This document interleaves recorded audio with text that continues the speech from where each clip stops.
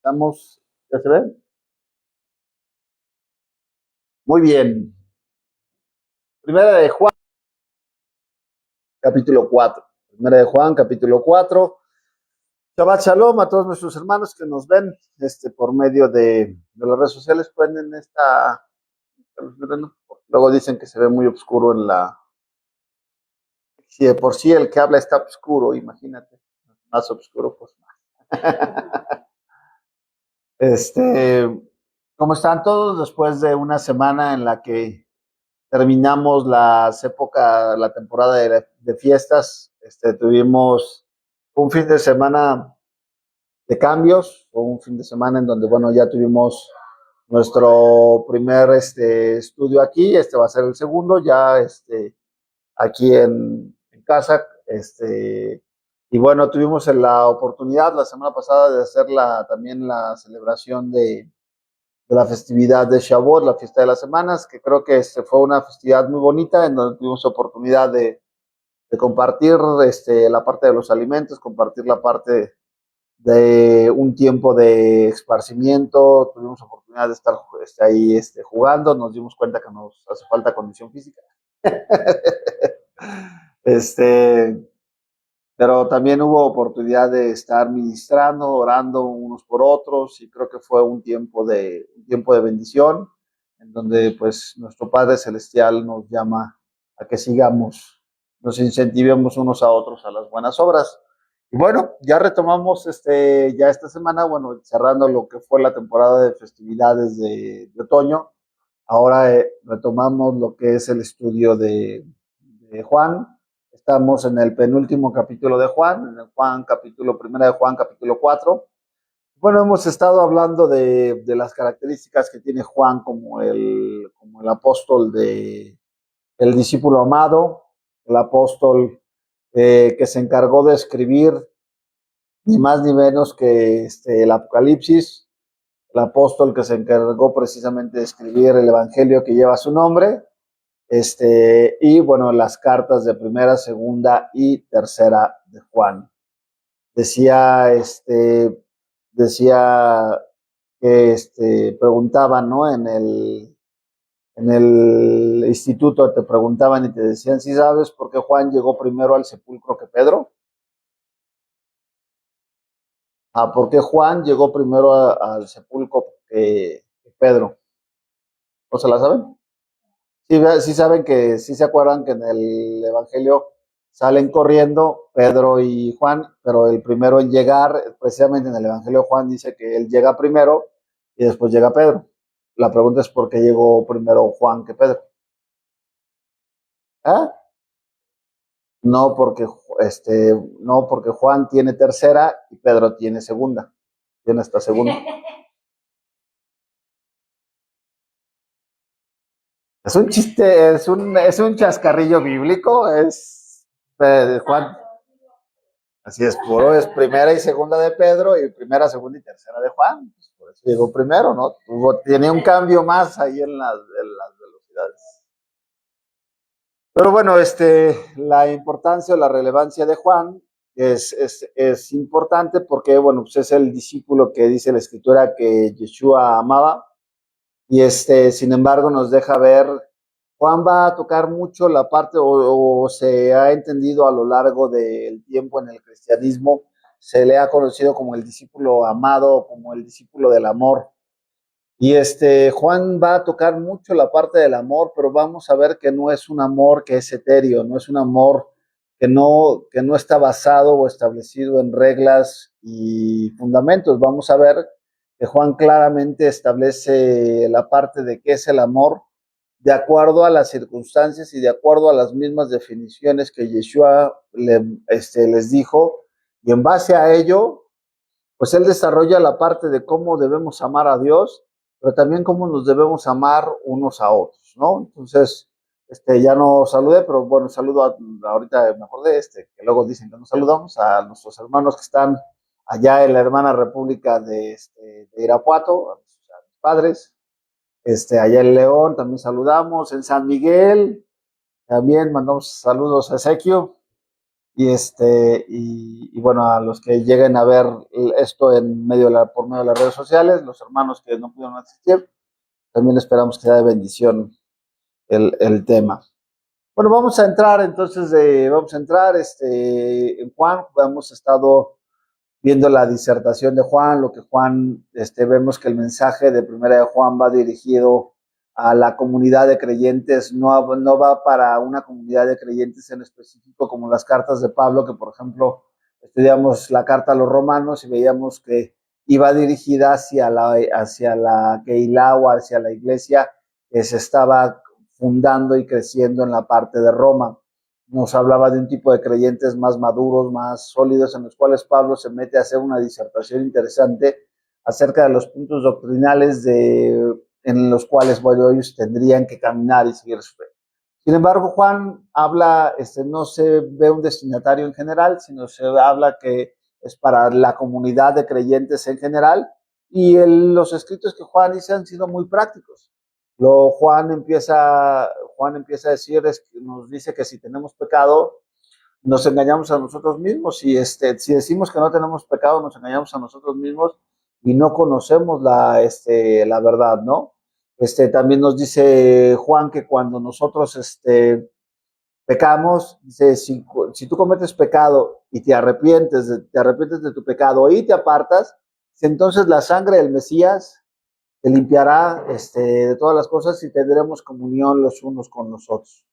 Hablando claramente de que todo aquel que dice que conoce al Mesías, Juan es muy práctico, y Juan dice que todo aquel que dice que conoce al Señor, pues debe de caminar o debe de andar como el Señor anduvo. Y al final de cuentas somos llamados a ser seguidores de Cristo, seguidores de Yeshua, seguidores del Señor. De hecho, la palabra cristiano viene de esa connotación, de decir, bueno, son pequeños Cristos, pequeños ungidos, en donde, bueno, tenían la semejanza de tratar de parecerse a. Y esto lo ocupaban como un término peyorativo, un término despectivo, las personas que se referían a los seguidores del Mesías. A los seguidores del Mesías les decían cristianos, o desde ese aspecto peyorativo de decir, estos son los que dicen que se parecen a él, ¿no? Se parecen a su líder. Y aquí es importante que nosotros entendamos que la intención de la identificación que nosotros nos lleva a que nosotros nos digamos cristianos o que sigamos seguidores del Mesías no es porque nosotros nos digamos cristianos, sino que dice la Escritura que Yeshua se conoce a sus ovejas. Dice que sus ovejas oyen su voz, pero dice Yeshua, yo las conozco y me siguen. Aquí no es aquí no es tanto que tú digas conocer al Señor. Aquí más bien es que el Señor te conozca a ti. Te conozca si eres de su rebaño, si eres de sus ovejas. Y la única forma de manifestar que somos lo que decimos ser, es literalmente a través de nuestras acciones. Y Juan es muy práctico.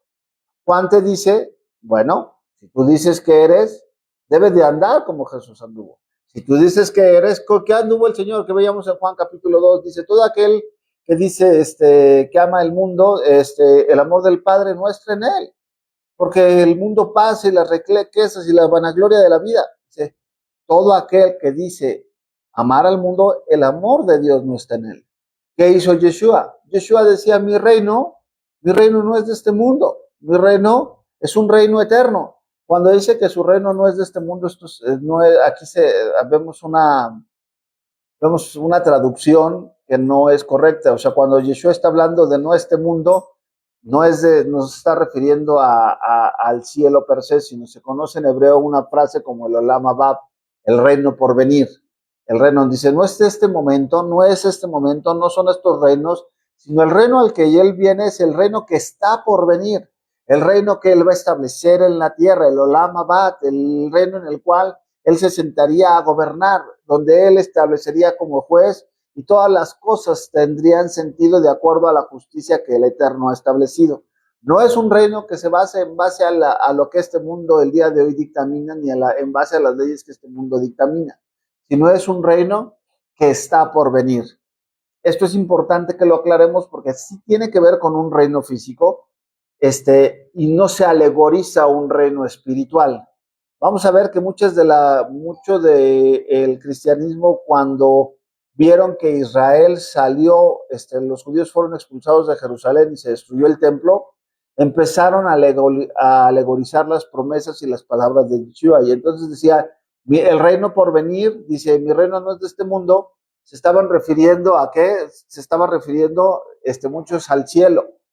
O cuando dice la escritura, el reino de los cielos se ha acercado, ¿qué se estaba diciendo? Es que a todos nos van a llevar al cielo. Y a todos nos van a salir alitas y vamos a estar así, con las alitas y tocando el arpa, ¿no? Allá arriba. Eso no es. De hecho, el Padre nuestro, si entendemos las palabras de Yeshua, no dice, llévanos a tu reino, sino dice que venga tu reino, venga a nosotros tu reino. De allá viene para acá, porque la promesa es que de allá Él viene a establecer su reino. ¿En dónde? En esta tierra, porque Él lo prometió. ¿Quién? Lo prometió Abraham y lo prometió por medio de la boca de sus santos profetas. Entonces, Yeshua no estaba ni invalidando la ley ni los profetas, sino al contrario, estaba viniendo a darles el cumplimiento. Y entonces, ¿qué les estaba diciendo? Dicen, no, entonces no te aflijas o que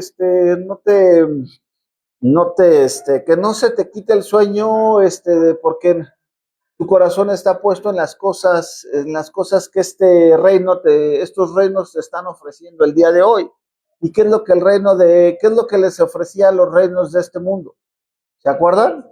Eran las riquezas. Satanás le ofrecía a Yeshua, dice, ¿ves todo esto?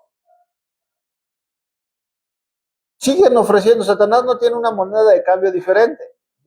Pero lleva más de 5,000 años haciendo lo mismo y se ha vuelto excelente en lo que ha hecho, ¿no?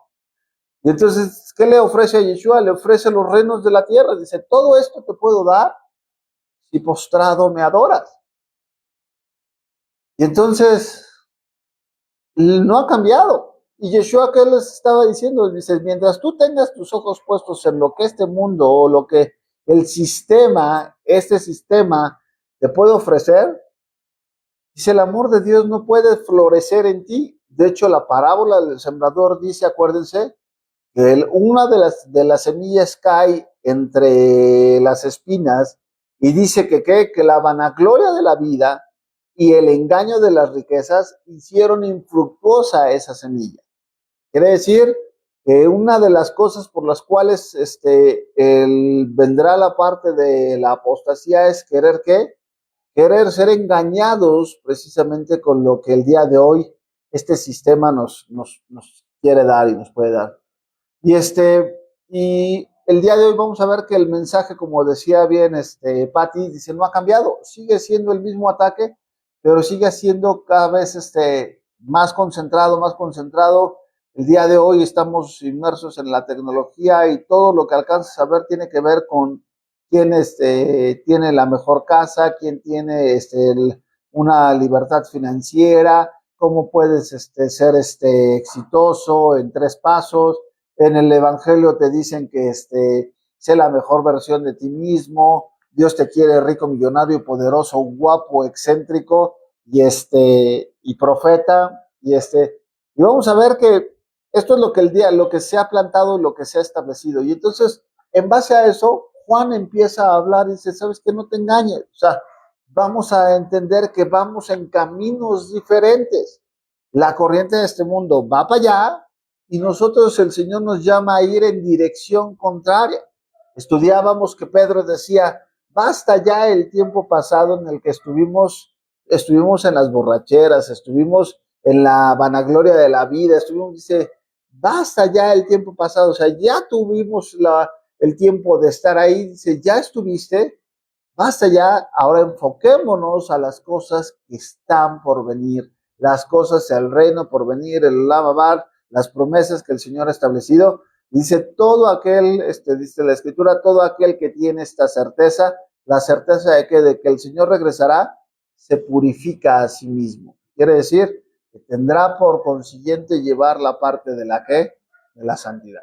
Y entendiendo esto, entramos a 1 de Juan, capítulo 4. Capítulo 4, 1 Juan capítulo 4 nos va a hablar cómo es Juan, muy directo. Dice el Espíritu de Dios y el Espíritu del Anticristo. Dice, amados, no creáis a todo espíritu, sino probad los espíritus, si son de Dios, porque muchos falsos profetas han salido por el mundo. En esto, conoce el Espíritu de Dios. Todo espíritu que confiesa que Jesucristo ha venido en carne es de Dios. Todo espíritu que no confiesa que Jesucristo ha venido en carne no es de Dios. Y este es el espíritu del Anticristo, el cual vosotros habéis oído que viene y ahora ya está en el mundo. Hijitos, vosotros sois de Dios y los habéis vencido, porque mayor es el que está en vosotros que el que está en el mundo. Ellos son del mundo, por eso hablan del mundo y el mundo los oye. Nosotros somos de Dios. El que conoce a Dios nos oye. El que no es de Dios no nos oye. En esto conocemos el espíritu de verdad y el espíritu de error. Entonces, lo primero que tenemos que ver es que Juan es bien práctico y te dice, bueno, aquí hay de dos sopas. ¿Cuáles son esas dos sopas? ¿Cuáles dos espíritus? Te está diciendo Juan que probemos el espíritu, que probemos los espíritus. Pregunta es, ¿cómo probamos los espíritus? Porque dice la escritura que aquí nos está diciendo, dice, probad los espíritus. Dice, no creáis, primero que te está diciendo una advertencia, te está diciendo, no creáis a todo espíritu. Hay una responsabilidad intrínseca en quién? En nosotros, en los que estamos recibiendo el mensaje. Te está diciendo, no seas crédulo. Prueba, tienes una responsabilidad inherente de tu parte de dejarte engañar o de ser engañado. ¿Quién tiene que trabajar el discernimiento? Yo como pastor tengo que trabajar, claro que sí, yo tengo que trabajar el discernimiento y cuando vienen conmigo y me preguntan algo, mi labor es, ¿sabes qué? Yo discierno de lo que he estudiado y lo que he visto que esto no es correcto. Eso es mi papel, pero mi papel termina ahí. Tu responsabilidad es discernir. Hay personas que han venido y que vienen y te dicen, oye, ¿sabes qué? ¿Qué opina pastor? ¿Qué opina de este video? Ah, no, ya lo veo. Y les doy mi opinión. Después de darles mi opinión, dicen, bueno, yo no estoy de acuerdo. ¿Con qué no estás de acuerdo? Con su opinión. Ah, bueno, ahí en ese momento, mi responsabilidad se acaba. Y entra tu responsabilidad.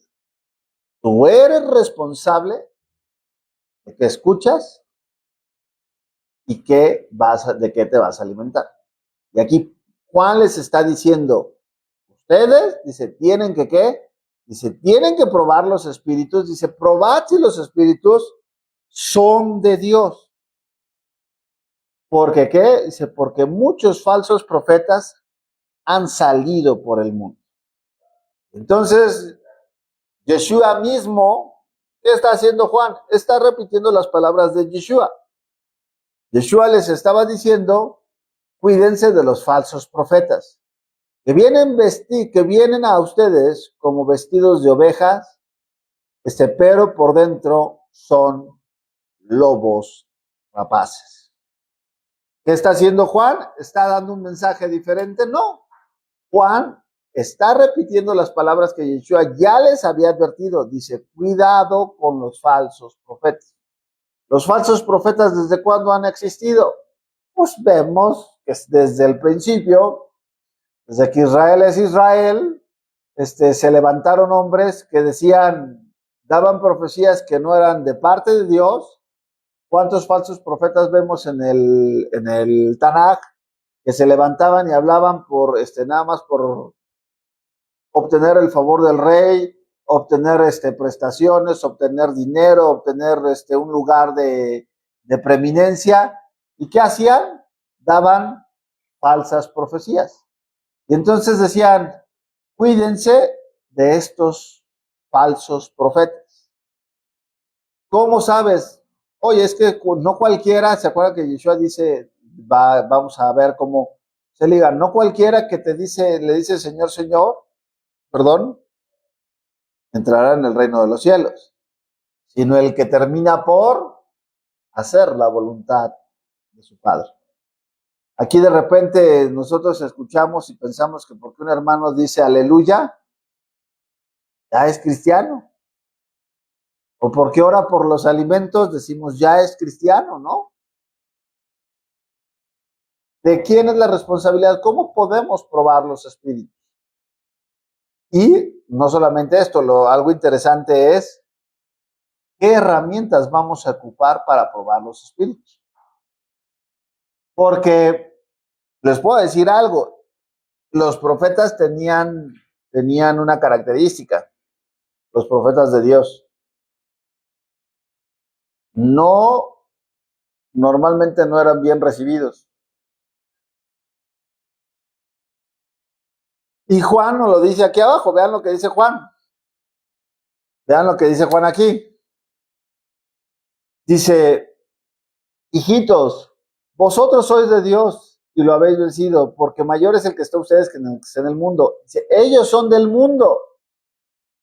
Por eso hablan del mundo y el mundo los oye. Mas vosotros sois de Dios y el que conoce a Dios nos oye. El que no es de Dios no nos oye. ¿Qué estaba diciendo? Normalmente cuando el mensaje venía de parte de Dios,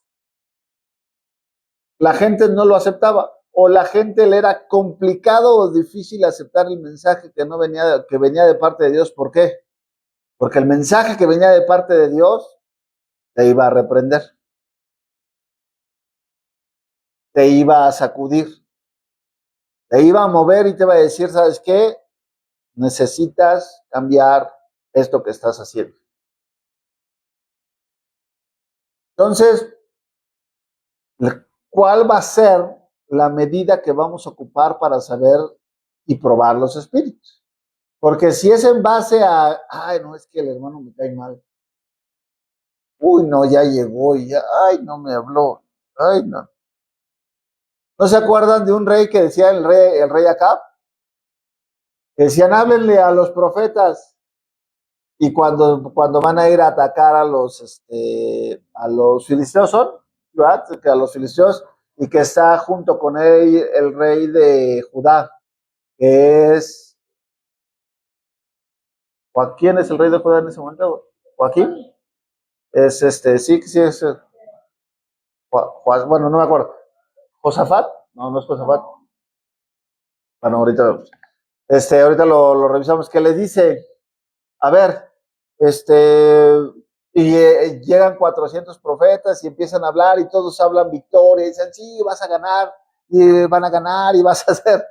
Y entonces el rey dice, sí, vayan a la guerra y les van a ganar. Y entonces el rey de Judá dice, ¿no habrá aquí un profeta de Dios al que podamos consultar? O sea, fíjense lo que estaba diciendo el rey de Judá. El rey de Judá tenía el discernimiento para decir, los que están hablando, pues, no, o sea, no son, si no habrá un profeta de Yahweh al que podamos consultar.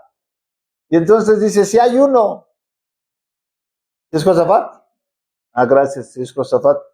Dice, sí hay uno, dice, pero no me gusta, porque siempre que viene, me habla mal, me tira, me va a hablar mal. Y entonces, ¿sí se acuerdan del texto? Lo mandan llamar y le dice, a ver, tú profeta, dime cómo nos va a ir. Y el profeta, no, pues te va a ir bien. Y le dice, todavía se enoja el rey. Ya, te estoy diciendo, ¿hasta cuándo me vas a hacer desatinar? Dime la verdad. No, pues estoy diciendo, te voy a ir bien, que ya me digas cómo me va a ir. Dice, bueno, yo vi a Israel correr entre los montes dispersos, como ovejas que no tienen pastor, y tú vas a morir, ya ves, y se voltea con las, ya ves, te dije que siempre que viene me habla mal, se métanlo, y que agárrenlo y métanlo encarcélenlo, ¿no? La pregunta es, ¿Hemos cambiado nosotros? Se supone que deberíamos cambiar, ¿no? O sea, se supone que aquí Juan nos está hablando un grupo de creyentes que en teoría deberíamos ser maduros y que te dicen, ¿sabes qué? Prueba los espíritus. ¿Qué quiere decir? Cuando viene alguien a hablarte con una palabra que parece buena, ten cuidado con lo que te están diciendo. Pero cuando viene alguien a hablarte y normalmente te mueve, dices, ah, caray, voy a probar. Probablemente sea Dios el que me está hablando a través de esta situación o de este hermano, de esta persona. Y entonces me di a la tarea de ver qué era lo que estaba pasando. Recordemos que las cartas tienen que ver con un contexto también situacional, histórico y temporal. Entonces, si Juan estaba hablando de esto, vamos a ver a qué se estaban enfrentando los primeros creyentes durante el tiempo de Yeshua. Y los primeros creyentes, por ejemplo, veíamos que en el primer siglo del cristianismo, aproximadamente entre los años 30 y 100, de lo que se conoce como la iglesia primitiva, había corrientes de pensamiento y doctrinas tempranas, como hablan del judío cristianismo, legalismo, que hablan de los que buscaban que regresaran a los fariseos, que buscaban que se cumplieran las leyes fariseicas, no la Torá, sino las leyes fariseicas, y brotes iniciales de lo que se conocía como el gnosticismo. Y uno es el proto-gnosticismo o los gnósticos tempranos. ¿Y a esto qué se refiere los gnósticos? Como sistema filosófico religioso maduró en el siglo II, pero sus raíces primarias, sus primeras ideas ya se combatían en la segunda mitad del primer siglo. Las epístolas de Juan, de Colosenses y las cartas de Pablo atacan directamente a estas nociones. La difusión era una mezcla de misticismo oriental, filosofía griega y elementos cristianos. Sostenían que la salvación se alcanzaba mediante un conocimiento secreto, la famosa gnosis. ¿Sabes qué? Y la gnosis solamente algunos. Conforme vas creciendo, te van introduciendo a la gnosis. Solamente algunos la alcanzan. Y no por la fe.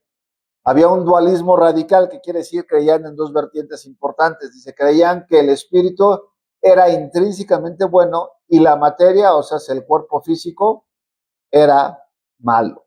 Quiere decir que una cosa, que los espíritus en general eran buenos y que el cuerpo era el malo. El docentismo temprano, decía, esta corriente nació directamente de la mentalidad prognóstica del rechazo de la materia física. Definición afirma que el cuerpo físico de Jesús era una ilusión y que él solo parecía ser humano. El error teológico negaba la verdadera encarnación del Mesías. Si el cuerpo de Yeshua no era real, tampoco lo fueron sus sufrimientos, su muerte en la cruz, ni su resurrección. Entonces aquí vemos que de hecho menciona este pasaje como refutación bíblica. Todo espíritu que confiesa que Yeshua ha venido en carne es de Dios. ¿Qué se estaban enfrentando aquí? Se estaban enfrentando a que Yeshua era una manifestación que no había venido en carne, y entonces a esto se estaba enfrentando Juan. Esto era lo que estaba en el entorno, y por eso Juan está tocando este tema. Dice, todo aquel que dice que Yeshua no vino, es más, no necesitas tener mucho discernimiento. Todo aquel que te está diciendo que Jesús no vino en carne, no es de Dios. No conoce la escritura, no conoce lo que las promesas del Señor, que el Mesías habría que venir. Dice, todo aquel que niegue el sacrificio del Mesías no es de Dios. Ahora, aquí hay un dato importante.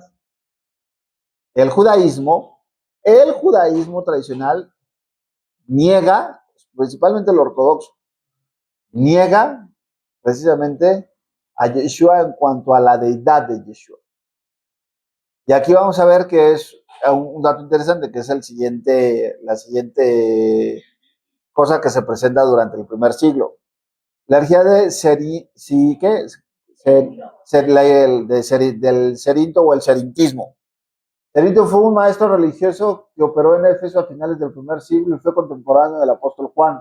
Enseñaba una forma de separación cristológica. Sostenía que Jesús era un hombre común, hijo biológico de José y María, notable por su sabiduría. Afirmaba que el Espíritu de Cristo, el elemento divino, descendió sobre él, hombre de Jesús en el bautismo, pero lo abandonó justo antes de la crucifixión, por lo que solo el Jesús humano sufrió y murió. ¿Se dan cuenta? ¿Qué estaban haciendo ahí? Estaban separando completamente la parte de la deidad de él, decir, no, él no es, y además estaban, ¿por qué? Porque lo estaban mezclando en una parte de que un ungido más, pero un iluminado más, pero vino por medio de la descendencia de quién? Vino por medio de la descendencia de José y de María, por medio del acto sexual, por medio de la carne, y entonces el Señor lo ocupa, pero antes de que muera el Señor el Espíritu lo deja y entonces lo que muere es el cuerpo de Jesús hombre y no el Mesías como tal. ¿Se dan cuenta de por qué? ¿A qué se estaban enfrentando? Y es el primer siglo. Eso ya tenían que rebatir los apóstoles. Ahora imagínense todo lo que va a pasar ya que Israel fue sacado de Judea, de su tierra, ¿no? Y otra de las doctrinas que se manejaba era la doctrina de los Nicolaitas, que viene establecida en Apocalipsis 2, 6 y 15. Los Nicolaitas eran un grupo de personas, principalmente utilizaban el concepto de libertad cristiana como una excusa para una licencia moral.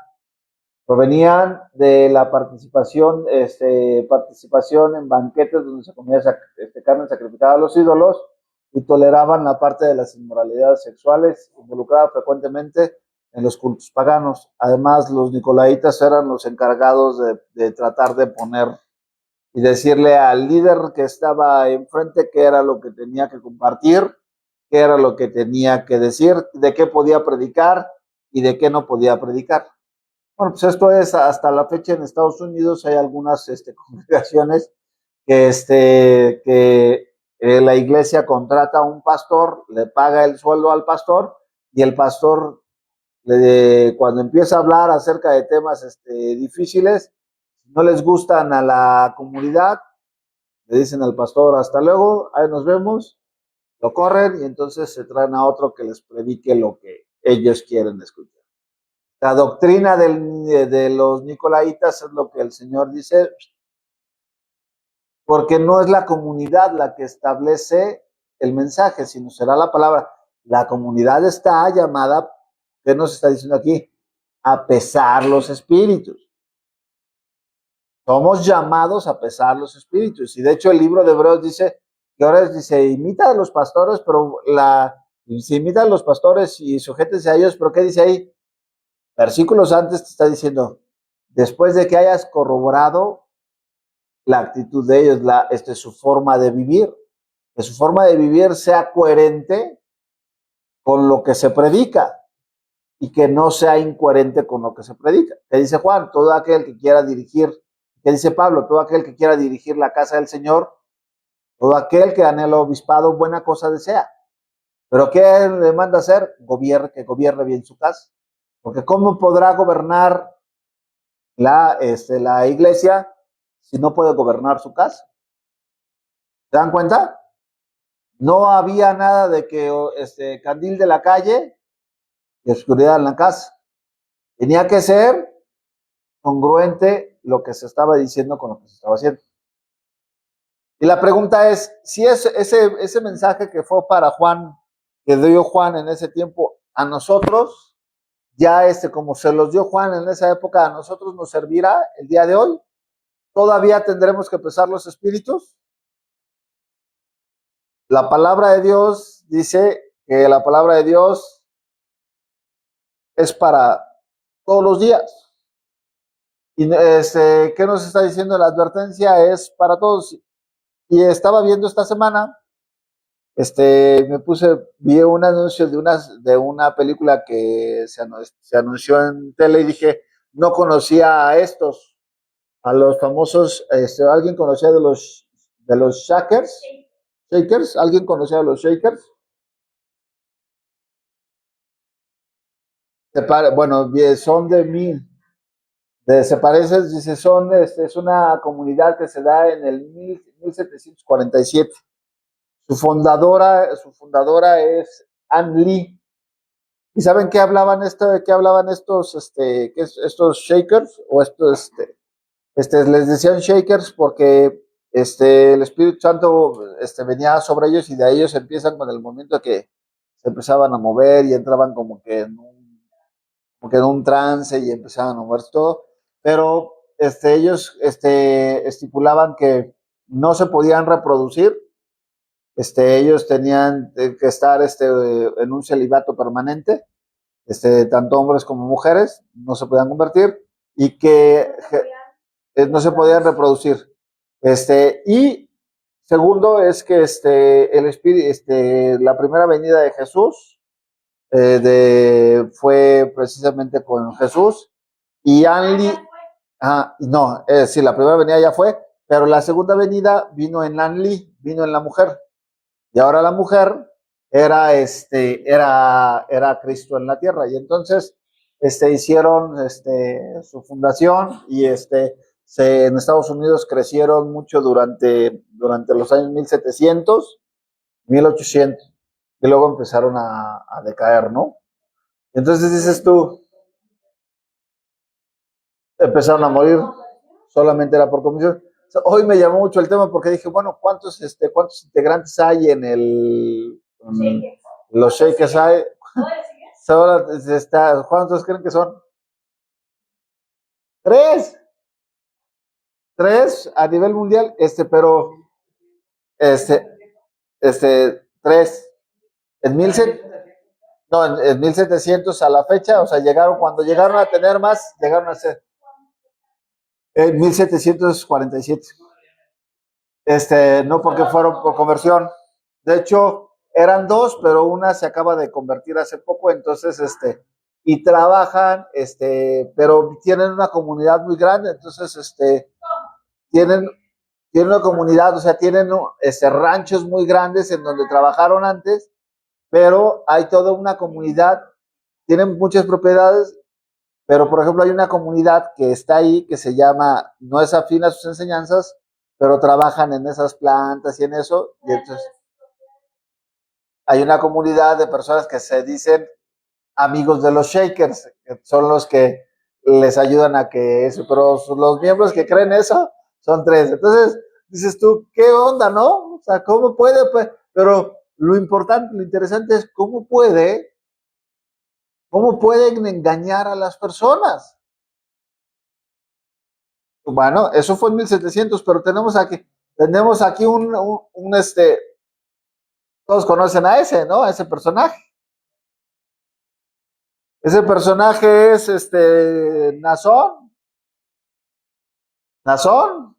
y empezó con el papá, y ahorita está el hijo, y que todos sabemos. Fíjense, dice, cuando cumplieron 50 años en el 2019, más de 50,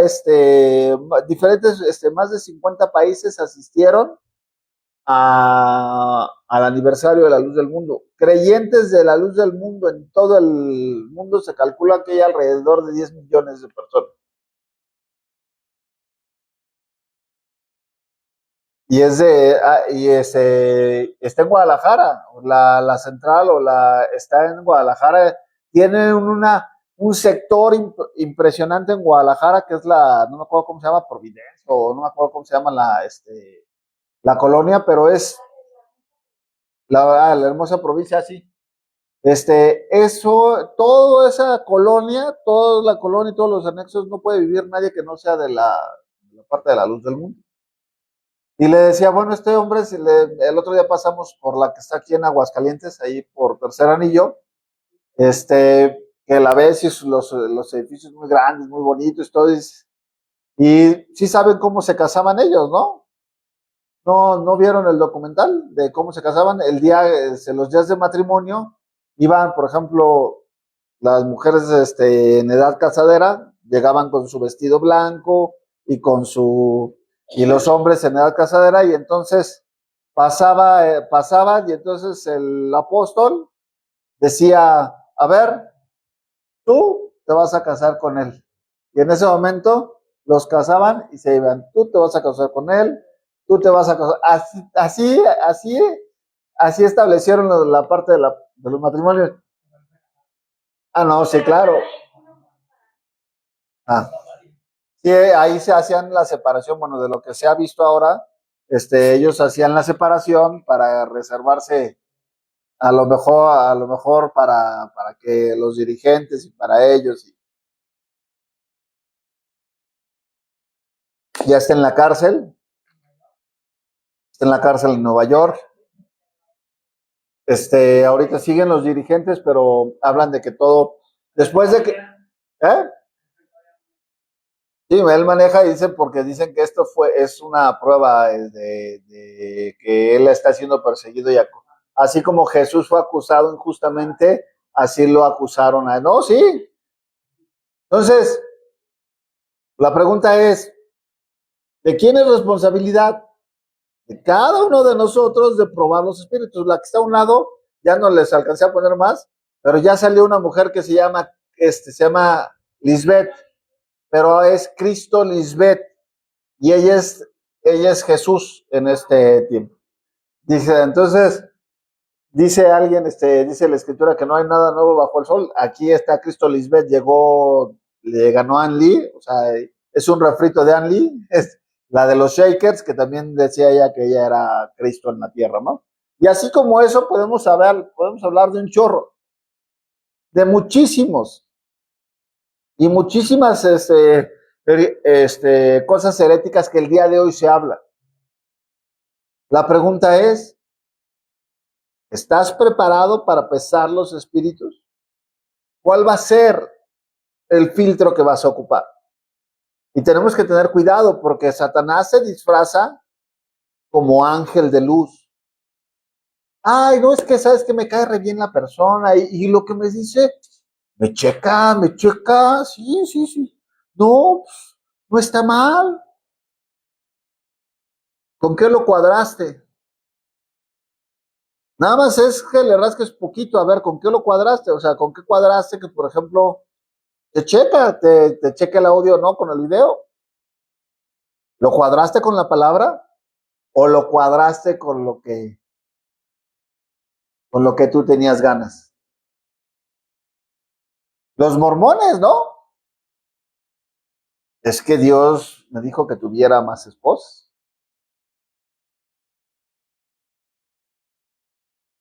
Y si vas a la escritura, vas a encontrar versículos que van a hablar de hombres que tuvieron más de una esposa. Y te van a decir, bíblico, es bíblico, ¿no?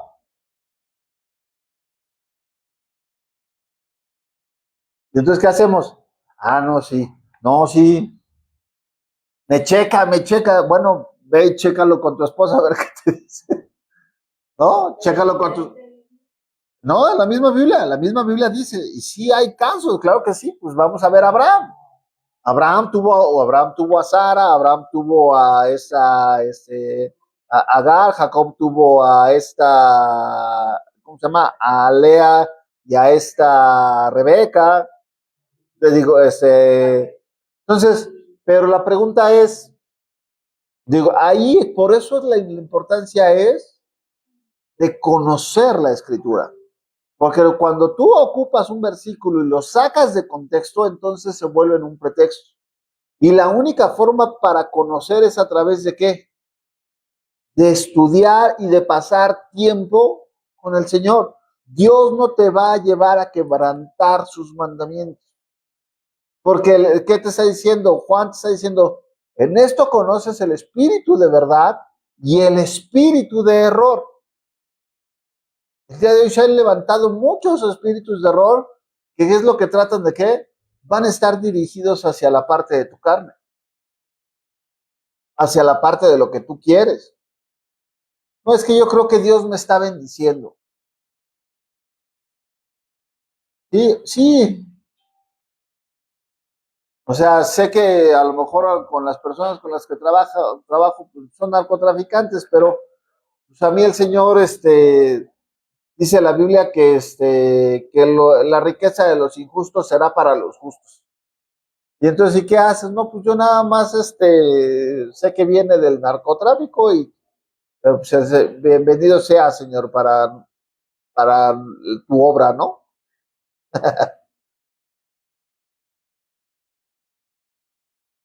Así se compraban el cielo, ¿no? Así llegaban con las maletas de dinero hacia las iglesias y decían, aquí está para que construyan su catedral, o aquí está para que construyan su templo, pero órele, pida al Señor por mí, ¿no? Y no se le ocurra hablar mal de estas cosas porque entonces esto se acaba, ¿no?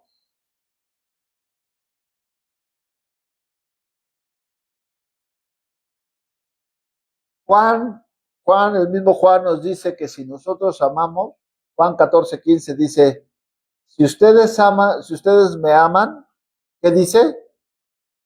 Obedecerán mis mandamientos. No hay más, no hay más. Entonces, ¿qué les estaba diciendo aquí? ¿Qué les estaba diciendo simple y sencillamente, qué les estaba recordando? ¿Cuál va a ser entonces la herramienta que vamos a ocupar? La única que el Señor nos ha dejado, que es su palabra. Y su Espíritu Santo no te puede guiar a otra cosa que no sea la palabra de Dios. Entonces dice, nosotros somos de Dios y el que nos conoce, y el que conoce a Dios, nos oye. El que no es de Dios no nos oye. En esto conocemos el espíritu de verdad y el espíritu de error. ¿Cuántas veces queremos a veces compartirle a una persona y andamos queriendo y les decimos y les decimos y les decimos y les decimos,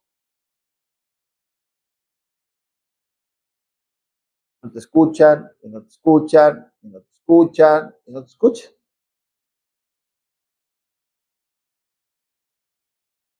Juan, digo, no se enojen conmigo, aquí es Juan está diciendo, el que es del mundo, oye a los del mundo, le checa lo del mundo, le gusta lo del mundo y se asocia con el mundo.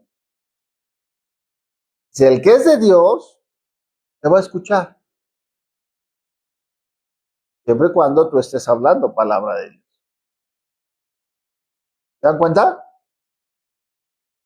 Entonces muchas veces, cuando dice la escritura ir a ser discípulos, muchas veces nosotros pensamos, pues una cosa es ir a predicar, ir a hablar, pero sabemos que los que van a ser del Señor, el Señor ya los tiene previamente establecidos y en el momento que hablen les va a checar, les va a hacer sentido, van a decir, dice, oye, sí es cierto, dice, no había visto esto, oye, claro que sí, ya esos los vas a discipular, pero queremos discipular a personas que te han dicho, es que yo no quiero dejar de comer cerdo, y ahí andas diciéndole a la persona que coma cerdo, que no coma cerdo, y no que la Biblia dice, ahí les estás diciendo a las personas, guarda Shabbat, ay no, pero ¿por qué no? No debes guardar, no, ¿quién dice que la Biblia? Ay no, que quién dice que tienes que celebrar, ¿mande?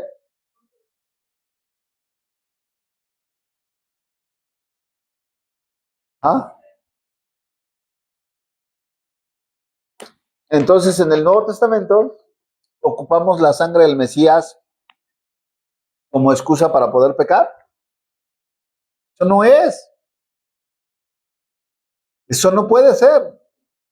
Pero ¿qué hacemos? Dice la Escritura que presentemos defensa al que nos pida un argumento para defender. Pero también en otra parte de la Escritura dice que no, la palabra de Dios no es para contender ni para debatir sobre opiniones. Tenemos que ser astutos y saber, ¿sabes qué? Esta persona no vale la verdad ni la saliva que voy a gastar, porque no va a apreciar y inclusive, por el contrario, Yeshua dice, no den, se oye muy fuerte, ¿no? Pero Yeshua dice, no den las perlas a los cerdos. Porque fíjate, le vas a dar una perla y si ustedes revisan el texto, dice, no sea que ellos las pisoteen. ¿Y qué van a hacer los cerdos aparte con el que les dan las perlas? Se volteen y los ataquen. O sea, que les estás dando algo precioso y ¿qué van a hacer? Las van a tirar, las van a desperdiciar, van a hacer mofa de ello. Entonces dice, no lo hagas. El que es, lo vas a compartir y el Señor va a decir, no, sí es cierto. El que no es, el que está pensando en el mundo está pensando y en las cosas de este mundo. Dice, sí queda claro, o sea, el mensaje de Juan es muy claro. Pero nosotros luego queremos ganarle al Espíritu Santo, ¿no? Queremos ser más buenos que, queremos, no, sí, ándale, por favor, mira. Digo, sé que hay un sentimiento de que queremos compartir y hay un anhelo de compartir las bendiciones, pero cuando las personas no quieren, no, tú y yo no somos llamados a hacer la labor que solamente el Ruach HaKodesh puede hacer, el Espíritu Santo, el Espíritu de verdad, que es guiarlo a la verdad. ¿Y dónde se encuentra la verdad? En la palabra de Dios. ¿Qué es la palabra de Dios? Bueno, Yeshua es la palabra de Dios y ahí nos dice qué es su verdad. Entonces, bueno, pues dice, si ustedes me aman, obedezcan mis mandamientos. Y vean aquí es algo bien interesante. Dice, Dios es amor, amados, amémonos unos a otros, porque el amor es de Dios. Todo aquel que ama es nacido de Dios y conoce a Dios. El que no ama no ha conocido a Dios, porque Dios es amor. En esto se mostró el amor de Dios para con nosotros. Que Dios envió a su Hijo unigénito al mundo para que vivamos por él. En esto consiste el amor. No en que nosotros hayamos amado a Dios, sino que Él nos amó a nosotros y envió a su Hijo en propiciación por nuestros pecados. Amados, si Dios nos ha amado así, deberíamos también nosotros amarnos unos a otros. Nadie ha visto jamás a Dios. Si nos amamos unos a otros, Dios permanece en nosotros y su amor se ha perfeccionado en nosotros. Entonces, este versículo, ¿sí está claro este versículo? Dice que ¿qué? Dice que nos amemos los unos a los otros. Entonces, esto nos da la oportunidad o la intención de estar abrazando a las hermanas.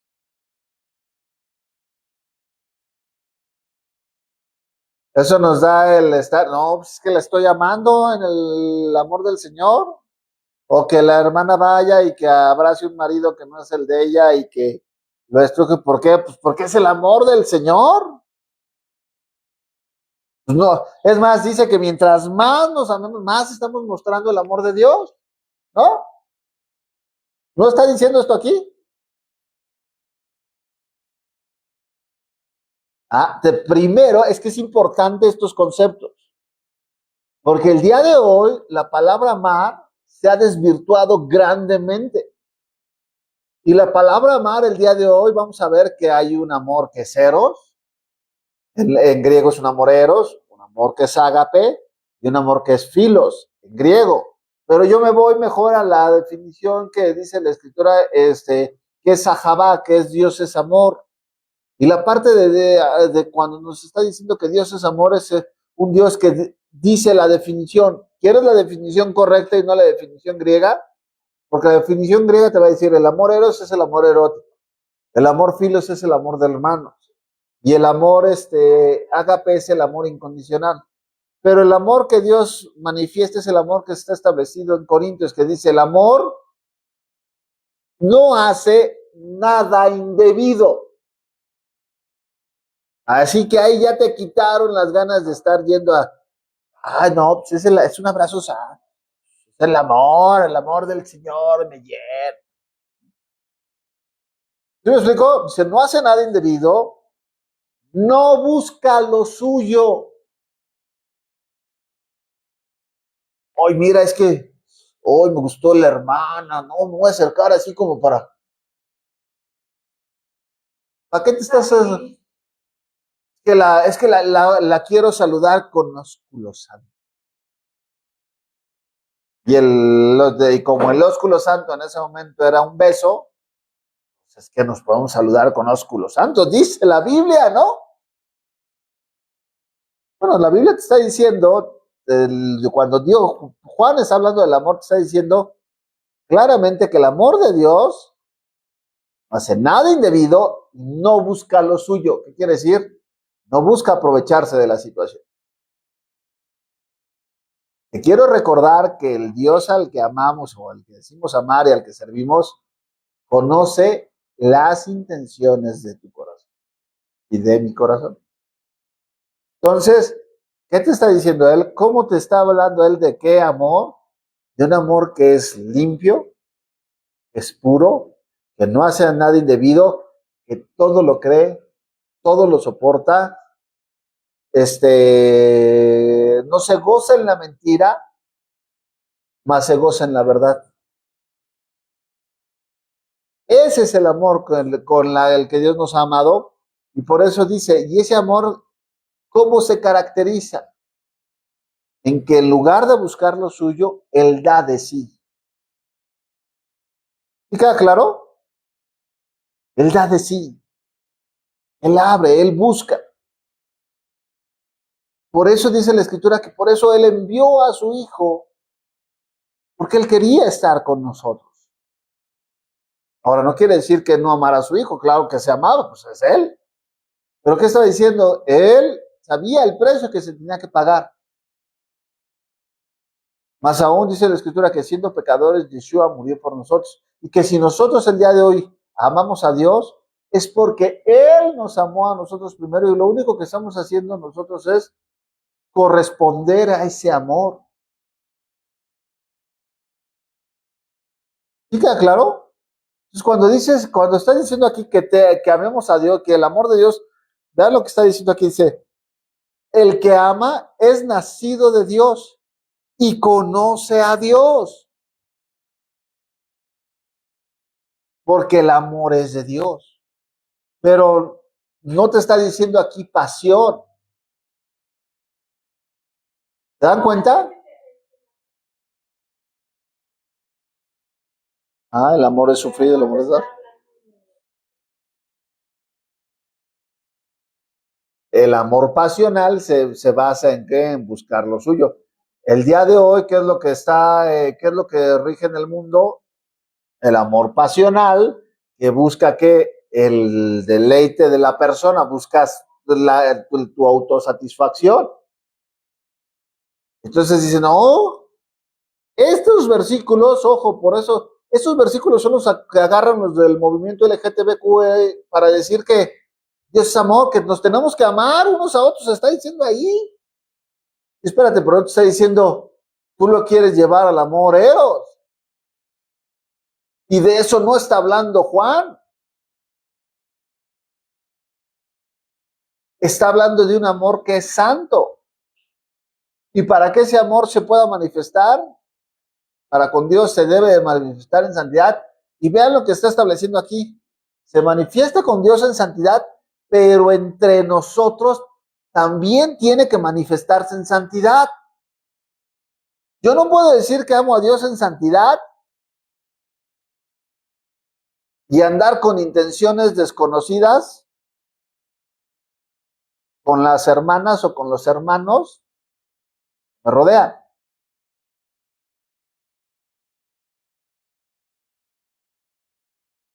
No, aquí está hablando de la comunidad, digo, pero más en el mundo, ¿no? Pero aquí está hablando de la comunidad, está hablando de los que están en un mismo sentir. Por eso tiene que ver inclusive desde Dios conoce, desde cómo te vistes. Si te vistes para que las personas te anden viendo el cuerpo, desde ahí y le echas la culpa al calor. No, es que el calor está. El calor. Sí, está bien, pero hay ropa, puedes ocupar, te va a permitir estar fresca, pero no andar enseñando. ¿Sí me explicó? O sea, Dios sabe. Y en esa relación Dios te está diciendo, la relación que ustedes tengan debe de ser santa. Se deben de amar. Hermana, tú debes de cuidar cómo te vistes para, en amor, evitar que los hombres seas piedra de tropiezo para los hombres. Hombres, tú tienes que cuidar cómo te diriges. ¿Para qué? Para que no seas piedra de tropiezo para las mujeres. También tienes que cuidar cómo vestirte, porque también el día de hoy los hombres... y 5 botones acá, ¿no? Y dirían, no, pues peluche en el estuche, ¿no? Así es. Enseñando los padrotes, ¿no? Con todo el pelo aquí en pecho. ¿Y qué? ¿Y eso qué? ¿No? No, ¿sabes qué? No. La Biblia habla de los sensuales. Tenemos que, en ese accionar, se ve el amor que nos tenemos. ¿Sabes qué? Yo voy a evitar que mi hermano sea, ¿sabes qué? Si Dios te ha agraciado, qué bueno que te ha agraciado, pero te ha agraciado ¿para quién? Para que seas de tu esposo. Solamente de él. Si te ha agraciado y tú eres un chavo que estás bien físicamente, qué bueno. ¿Para que seas de quién? Para que seas de tu esposa. Pero que no andes poniendo piedra de tropiezo, siendo piedra de tropiezo para las demás personas. Y así eso podemos hablar del defraudar, puede ser defraudar económicamente, el pedir prestado y no pagar. ¿Sí me explico? O sea, tendremos que hacer las cosas que hay entre nosotros buscando no mi bienestar, sino buscando el bienestar o pensando en la persona que está enfrente. ¿Y sí queda claro? ¿Sí está quedando claro lo que estamos hablando? Entonces, bajamos el concepto etéreo del amor y decimos, ay, es que el amor. Es como el día lo quieren bajar y el amor Juan lo baja, me gusta porque Juan es bien práctico, lo baja y te dice, no hagas nada que pueda hacer caer en pecado a tu hermano. ¿Y qué es pecado? La infracción de la ley. No hagas que tu hermano codicie, no hagas que tu hermano adultere, no hagas que tu hermano, ¿cómo se llama? Tenga dioses ajenos delante de ti. ¿Y qué voy a hacer? Por eso dice la Escritura. ¿Cuál es el deber ser de nosotros? Incentivarnos unos a otros a las buenas obras. ¿Se dan cuenta? Estaba viendo, estamos volviendo a ver la de los Reyes. Estamos viendo, acabamos de ver lo de Nadab y Abiú. Lo de Omnes y Fines. Y el profeta y el sacerdote Elí. Ajá. Y cuando ves el tipo de vida la gente se quejaba, la gente decía, pero no se hacía nada. Y entonces estos, en lugar de incentivarse a las buenas obras, entre los mismos levitas se incentivaban para las cosas malas. Y creyeron que porque ellos estaban ministrando en el templo, Dios no los iba a dejar. Hasta que llegó la palabra de Dios, le avisó una vez a Elí, no hizo caso, y le tuvo que avisar por segunda vez, y entonces viene la parte del juicio de Dios sobre Elí y sobre la parte de la descendencia de Elí. Y el arca es tomada. El arca es tomada, ¿por qué? Porque la conciencia social se había olvidado de qué, de incentivarse a las buenas obras, de buscarla, de entender que Dios no los iba a bendecir solo porque el arca estuviera ahí. sino que Dios los iba a bendecir cuando el corazón de ellos fuera recto delante de Dios y estuvieran precisamente buscando la santidad como pueblo, buscando la santidad con Dios. ¿Sí queda claro? Entonces, digo, es fuerte, pero vean lo que va a decir, lo acabamos de leer, Marcos capítulo 12. El primer mandamiento es este: oye Israel, el Señor nuestro Dios, el Señor uno es, y amarás al Señor tu Dios con todo tu corazón, con toda tu alma y con toda tu mente y con todas tus fuerzas. Este es el principal mandamiento, y el segundo es semejante: amarás a tu prójimo como a ti mismo. No hay otro mandamiento mayor que este. Todo lo que está diciendo Juan Yeshua, lo está desarrollando Juan Yeshua, lo marca en Marcos capítulo 12. El amor de Dios se ve manifestado en qué? En que si amas a Dios con todo tu corazón, con toda tu mente, con todas tus fuerzas, vas a buscar estar con Él. Y si amas a Dios, la consecuencia natural es que buscarás amar a tu prójimo como qué, como a ti mismo, poniendo tus necesidades antes que las propias. Y ahí es en donde nos debemos de preguntar nosotros, ¿qué tan cerca o qué tan lejos estamos? Vean lo que dice el versículo 13. En esto conocemos que permanecemos en Él y Él en nosotros, en que nos ha dado su Espíritu. Y nosotros hemos visto y testificado que el Padre envió al Hijo, al Salvador del mundo.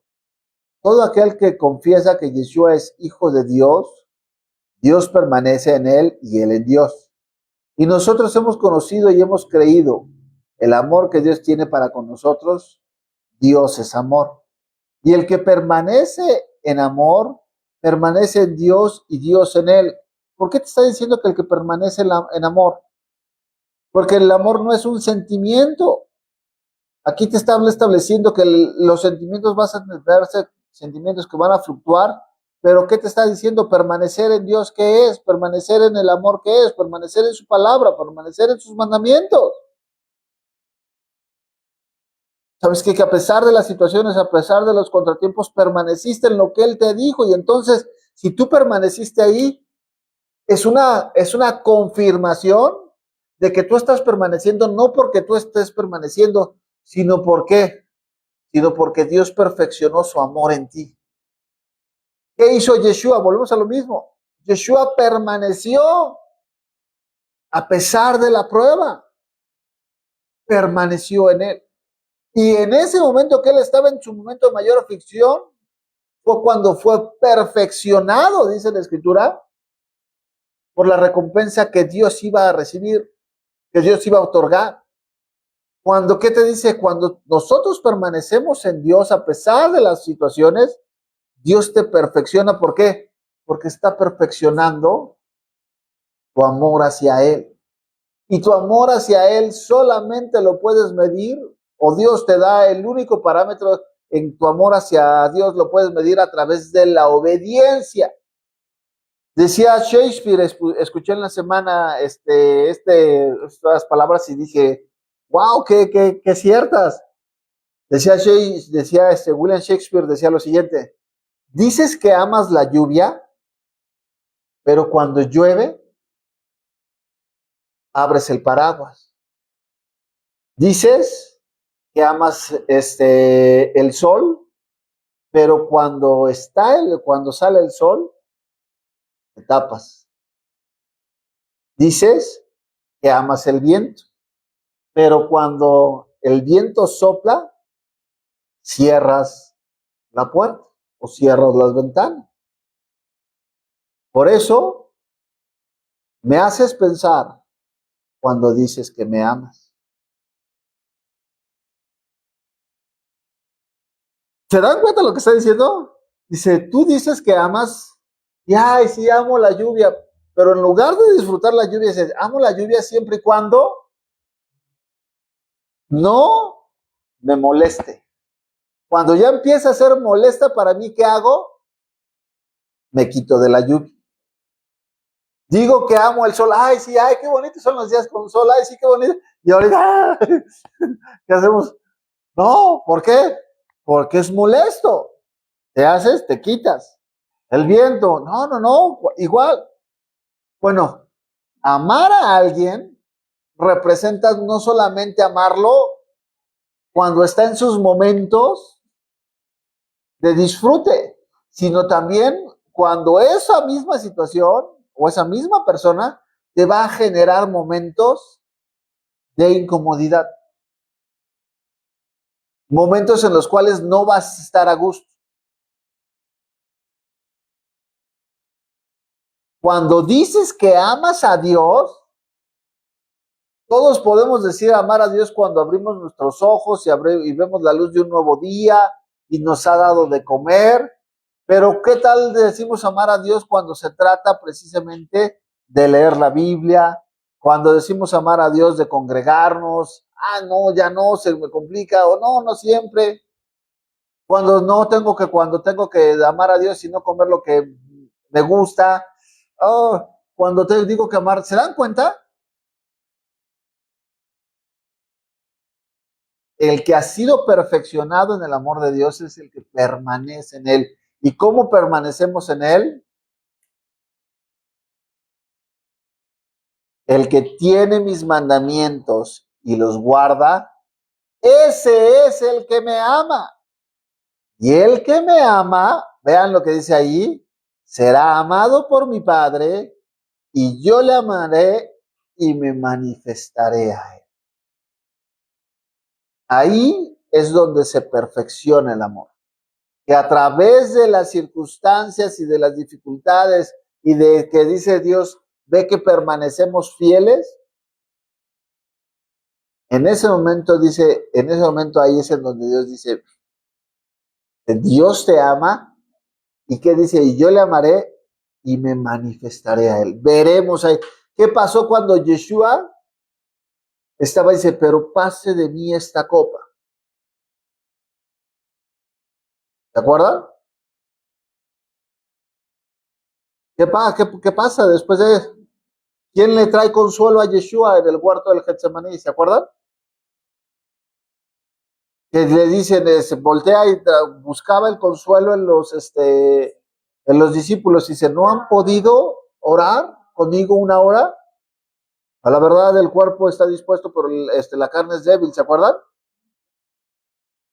O recoges, llegó algo de... Y entonces, ¿qué es lo que les dice? ¿Qué es lo que les dice? Simple y sencillamente dice, el que lo ama será amado. ¿Quién es el que trajo quién es a pesar de la prueba, el que permanece ahí? Es el que, ¿qué? El que permanece en Dios es el que vence. El que permanece en Dios es el que vence. ¿Qué nos está diciendo aquí la Escritura? Que tendremos que permanecer en Él. Y Él ha prometido permanecer con nosotros. Vean lo que dice aquí, en el amor no hay temor, sino que el perfecto amor echa fuera el temor, porque el temor lleva en sí castigo, mas donde el que teme no ha sido perfeccionado en el amor. Nosotros le amamos a Él porque Él nos amó primero. Si alguno dice, yo amo a Dios y aborrece a su hermano, es mentiroso. Pues el que no ama a su hermano a quien ha visto, ¿cómo puede amar a un Dios que no ha visto? Y nosotros tenemos este mandamiento de Él. El que ame a Dios, ame también a su hermano. ¿Por qué creen que dígase que el amor de Dios echa fuera todo temor?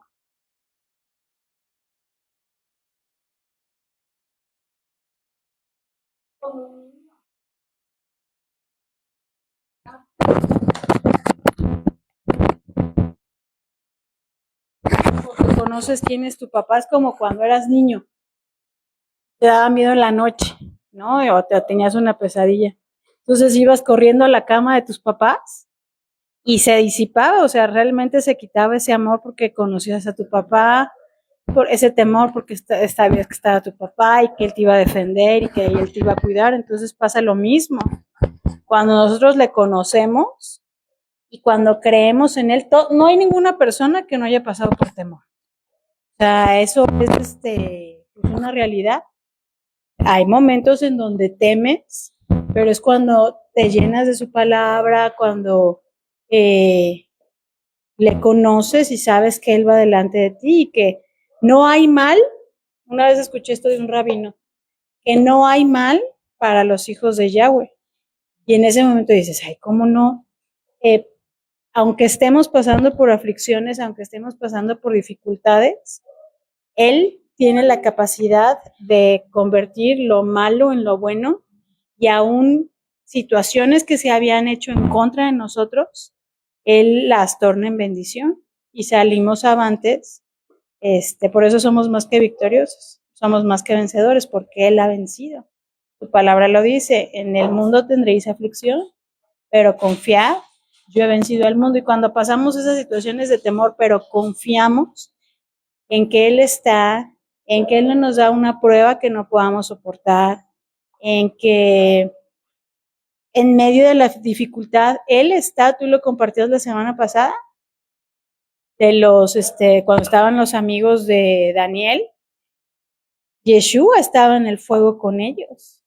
Entonces, cuando realmente entiendes, no de palabras y no de conocimiento, sino cuando realmente en tu espíritu, que se revela a través de su espíritu, lo percibes y lo comprendes, pues de todo temor se disipa.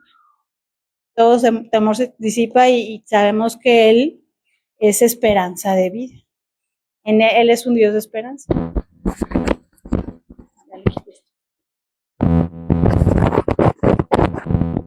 hecho, dice el rabino, ¿no? O sea, dice la escritura que para los hijos de Dios todas las cosas nos ayudan a bien. Y ese concepto es interesante porque sí, todas las cosas nos ayudan bien. Y Pablo te dice, ¿no? Rab Shaul te dice que nos hace una advertencia. Dice, ustedes si aún no han sufrido hasta la sangre. Dice, y empieza a hablar Pablo de todo lo que él tuvo que pasar. Apedreado 2 veces, azotado, por romanos, azotado por los mismos judíos. En una ocasión lo sacaron de la ciudad pensando que estaba muerto y se levanta y se vuelve a meter. Este, ¿Por qué? Porque Pablo entendía, y vamos a ver que inclusive Pablo cuando ya está por entregar su vida, escribe la carta a los filipenses, en donde es una carta en donde vamos a ver que dice, he corrido la batalla, he peleado la batalla, he corrido la carrera, me está reservado la corona de justicia, y habla en un sentimiento de que ya va a estar con la parte del Señor, ¿no? Entonces, ¿qué es lo que nos habla aquí la parte de este temor? Es entender, al final de cuentas, entender que nuestra vida aquí será temporal, nuestra realidad en este momento es pasajera, pero que espera una eternidad, y que tenemos la certeza de que si verdaderamente has entregado tu vida a Yeshua, como a Jesús, como tu Señor y Salvador, y estás viviendo a través de Él, guardando sus mandamientos, guiado por su Espíritu Santo, haciendo las cosas que Él quiere que hagas, estamos siendo perfeccionados todos los días. ¿Y qué dice Él? Dice, no tengas miedo. ¿Por qué? Porque sabes que vas a resucitar, porque sabes que la esperanza que tú has puesto, que Dios ha puesto, es una esperanza viva, una esperanza que no avergüenza, una esperanza en donde Él dice que donde Él está, también nosotros estaremos. Pero esto es, y es que verdaderamente hemos creído y vivimos en consecuencia de lo que decimos creer, y vivimos en consecuencia de lo que decimos ser. Entonces, ¿qué nos manda? Que es el amor que decimos tener a Dios se vea reflejado los unos por los otros, los unos por los otros. Y se dan cuenta que no le está agregando nada. Está hablando algo que ya establecíamos en la Torah, que hablaba de que amemos a Dios con todo nuestro corazón, con toda nuestra mente, con toda nuestra alma. Y como dice también Levítico, que amemos a nuestro prójimo ¿Cómo qué? Como a nosotros mismos. Entonces, ¿por qué? Porque es una relación directa con nosotros. En base al versículo en donde dice que Él nos amó primero. Hoy, en esta semana, creo que fue el viernes, estaba en un tiempo de oración y yo siempre le digo, Señor, te amo porque tú me amaste primero. Y siempre o sea, es algo que repites, ¿no? Del Señor, te amo, gracias porque tú me amaste primero. Pero ahora en la oración fue algo muy bonito porque no comprendía o no, como que lo sabes, pero no lo entiendes o no lo tienes presente. Él, cuando nosotros decimos que Él nos amó primero, es porque Él se dio la tarea de conquistarnos y porque Él se luchó por cautivarnos y por conquistar nuestro corazón. Entonces eso a mí me dio mucha ternura porque me acuerdo cuando tú pues me estabas ahí cortejando y es una tarea, o sea, es una tarea que lleva el hombre. Es una tarea de ir y ganarse el corazón de su novia y de agradarle. Y muchas veces el hombre trata de enamorar a la mujer y a veces pasan meses, o sea, no es así. En algunas ocasiones no, en algunas ocasiones es más rápido. Pero me dio mucha ternura, ver al Señor así, ¿no? Que Él, siendo Dios y teniendo toda su deidad y toda su soberanía, Él o sea, Él nos conquistó y nos enamoró y nos cautivó. Entonces, bueno, eso es lo que quería compartir de ese texto. Que era lo que veíamos la semana pasada en la fiesta de Shavuot, que veíamos que por eso los llevó al desierto, ¿no? Los llevó al desierto que pasaran esas siete dificultades para mostrarles que en cada una de esas 7 situaciones Él quería mostrarles que Él estaba ahí para ellos, que Él era la respuesta a sus oraciones, que era la respuesta como su proveedor, como su sanador, como su guardador, como su cuidador. Y hasta después es que les hace la propuesta ya que buscó que cautivar la parte de su corazón. Lo mismo para con nosotros. Él nos ha permitido, ha llenado, fíjate bien, dice la escritura, ha hecho salir el sol sobre justos e injustos, ha llenado de bendiciones la vida, la salud es una vida, es una bendición, y que muchas veces decía, no la valora uno hasta que la pierde, ¿no? Pero ya cuando la valoras y cuando la tienes, dices tú, hay tantas cosas de qué darle gracias a Dios que se nos pasan de repente por alto porque las damos por sentado y no es así. Y entonces, ¿cómo no vas a amar a Dios? ¿Cómo no buscar amar a Dios después de ver todas las cosas que ha hecho y que sigue haciendo y que ya que somos conscientes de su amor, vemos que sigue haciendo a través de nosotros? O sea, vemos la parte de ese cuidado, de ver esa maravilla que Dios hace para con nosotros. Entonces, ¿qué nos queda a nosotros? Ser una referencia de Él, que verdaderamente cuando estemos con Él, que no solamente dice la Escritura, no solamente amemos de palabra, sino que sea de qué, sino que sea de acción, que sea de hecho, que sea una realidad en nuestras vidas. Amén. Vamos a terminar el día de hoy, vamos a hacer la bendición sacerdotal, vamos a ponernos de pie, vamos a hacer la bendición sacerdotal y vamos a